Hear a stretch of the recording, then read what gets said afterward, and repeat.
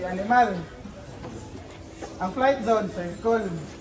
Ang mata ni animal nasa, dire no? So, ang kilid siya makita. So, man ta, want to para malihok siya. Sa part nga, makita niya. Kung sige kagat to siya lobot, kabantay mo, wala magkakaitabo, di ba? Hindi siya abog, hindi ka pag sa lobot. Malihok wala. Wala, kaya di masyagkita, di ba? Nonsense. So, dapat, sa part nga makita siya, man ma-end yung vision. So, yung shoulder. So, ang kitawag sa shoulder guys is point of balance. Point of balance. So, sa point of balance, muguin ka sa point of balance, makita ka niya. So, tapos shoulder, gawin. Muguin ka sa point of balance, makita ka niya. So, kung makita ka niya, left siya. Iwasan lang ka niya, flight yan, di ba? Iwasan. Kung atras mo sa point of balance, hindi ko niya makita, so mag-break siya. May nanay-nana, ano sa'yo, nagayo. Munang sa kabayo, bitaw. Si kabayo, mas makagamay siya sa flight zone. Dako man siya, mas madlok man sila og kabayo. So, sir, mas nice ko doon dito kata ko na tayo na para nasa left. Muna ang kanang kabantay mo mag-herd ang mga cowboy. Naay nasa left, nasa right.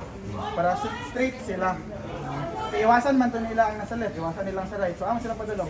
Straight. Napoy na ha? Muna napoy sa likod. Tulog yun na. So, front, kung asa. So, mo steer left, tayo pa right, lugar. Si cowboy nasa right, watras siya. Yan, matras siya, uban ka sa cowboy nga nasa likod para mo ana din sila. Si cowboy nga nasa left, yan yung i-drive padulong sa left. So yun, nakaya no? So, pwede yun natin na-practice on foot, masayong sa on foot.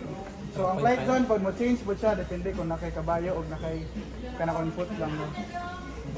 Then, ang hayop, nga si anad na kayo tao, mas magamay ang flight zone. So mas dapat dool ta. So later, sa individual man tamo og drive, dapat makashoot mo isa ka hayop sa exit, kamo magpasulog, okay, kamo mag-iwan mag-uli. So makita na niya in practice. So sa tong ano ko, so may point of balance ha, so sa point of balance dapat na magpakita. Dire yung shoulder. Dayon, sulit na da. So, dito ta sa arena ta. Dito tayo sa